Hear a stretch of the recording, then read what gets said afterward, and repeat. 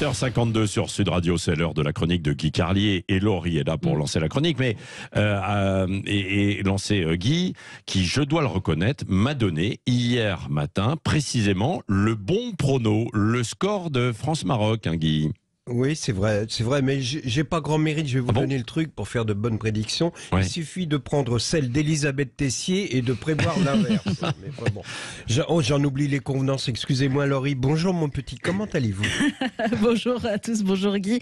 Alors Guy, vous nous aviez annoncé hier que vous alliez prendre le couscous chez vos voisins pour regarder le match. Alors comment ça s'est passé votre soirée? Je vais être bref sur ma soirée parce qu'il y a des choses beaucoup plus graves dont je voudrais vous parler dans cette chronique. Mais enfin, oui, hier, je suis allé regarder le match chez mon voisin marocain, Haroun, je vous en ai déjà parlé.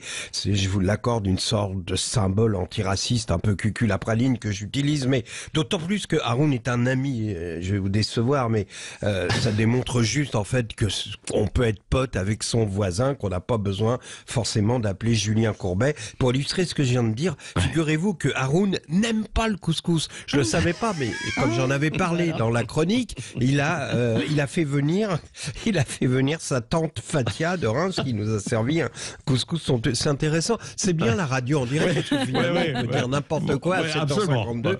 Et non, mais c'est vrai. Donc Fatia nous a servi le couscous. Le match est passé un peu au second plan parce qu'on parlait comme on parle avec des amis, des choses de la vie, le boulot. Il parlait du bled comme je parle du Morvan, de l'école des enfants. Adam, son grand, qui n'aime pas trop l'école, mais qui m'a promis à l'oreille qu'il allait apprendre sa table de multiplication sur le match. Je dis, c'est devenu un fond sonore.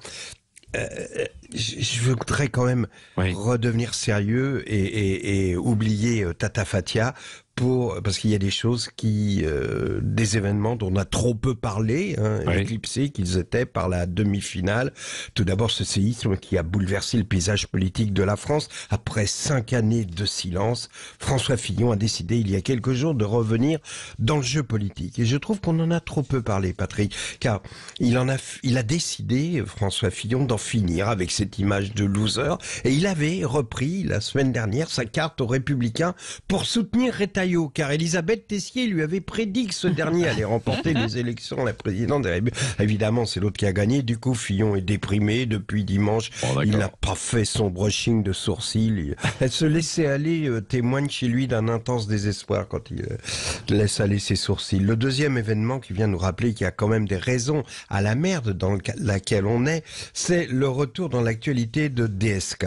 Le magazine People nous apprenait la semaine dernière qu'il avait refait sa vie au Maroc, que des problèmes prostatiques l'ont contraint à se calmer sur le plan de la quéquette. Du calme. Non, c'est le mot quéquette qui vous choque, mais vous avez tort. Au contraire, je trouve que concernant DSK, le mot quéquette adoucit le truc. Ça lui donne un côté gentillet qui était totalement absent quand il serrait les poignets des maquilleuses terrorisées de France Télévisions en leur proposant de le retrouver quelque part.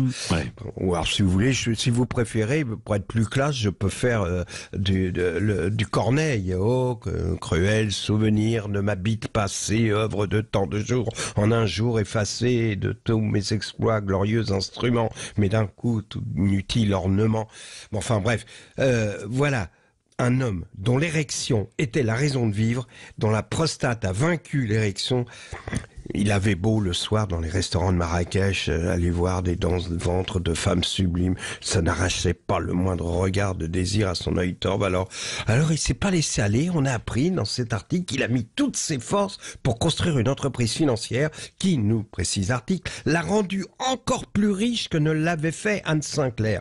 Et là, patatras, cette nuit, on vient d'apprendre qu'il a été visé pour enquête pour blanchiment de fraude fiscale aggravée. Voilà, bien sûr, hier le foot a gagné, bien sûr, Emmanuel Macron s'est rendu dans les vestiaires, il a serré quelques mains sous les douches, enfin des trucs avec la buée, on sait pas trop, mais DSK et Fillon, DSK et Fillon, on se rend compte finalement que c'est toute cette clique pendant 30 ans qui ont construit le désastre.